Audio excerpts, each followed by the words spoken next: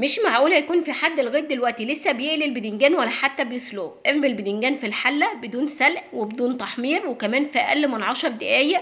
وعمري في حياتي ما كنت أتخيل أبدا إن بكيلو بدنجان واحد ممكن هعمل الكمية دي كلها.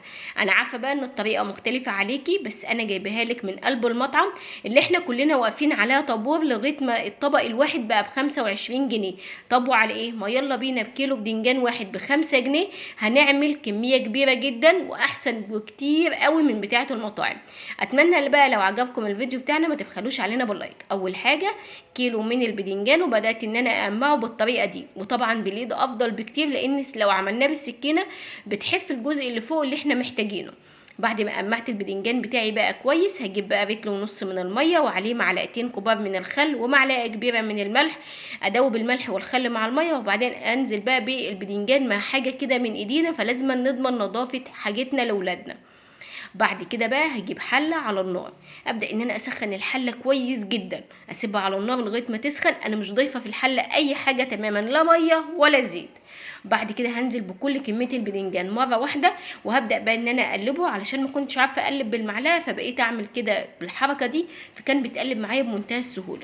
بعد ما اتاكدت ان كل البدنجان بتاعي سخن كويس قوي، معايا هنا ميه مغليه اتغليتها في الكتل وهبدا ان انا انزل بيها على البدنجان وكمان معلقه من الخل. اطفي النار تماما واغطي على الحله وهسيبها 10 دقايق بس.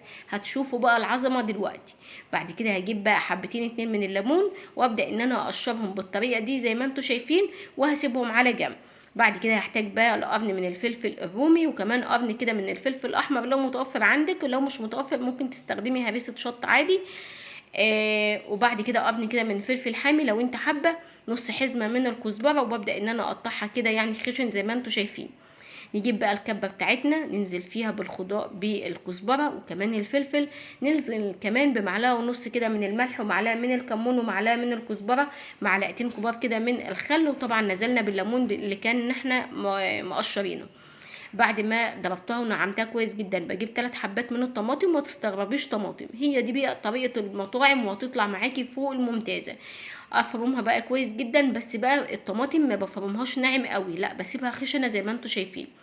بعد 10 دقايق طلعت البدنجان بتاعي تسويته مظبوطه، لا بهري ولا مش مستوي، لا هي التسويه اللي هو ايه تاني يوم هتبداي ان انت تاكلي منه زي والله العظيم لا يفتري اي شيء عن بتاع المطاعم. طبعا انا كان عندي كده توم مهروس فعشان كده ما ضفتش توم في التتبيله. بعد كده بدات ان انا اخلط كده معلقتين صغيرين من التوم على التتبيله دي.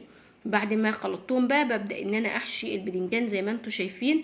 عاوزه اقولك ان انت لما بتظبطي الملح بتخليكي بقى تزودي في كميه التتبيله وفي نفس الوقت ما يطلعش ايه يطلع معاكي مظبوط قوي. اللهم بارك كده، شايفين كيلو من البدنجان عمل معانا كميه قد ايه؟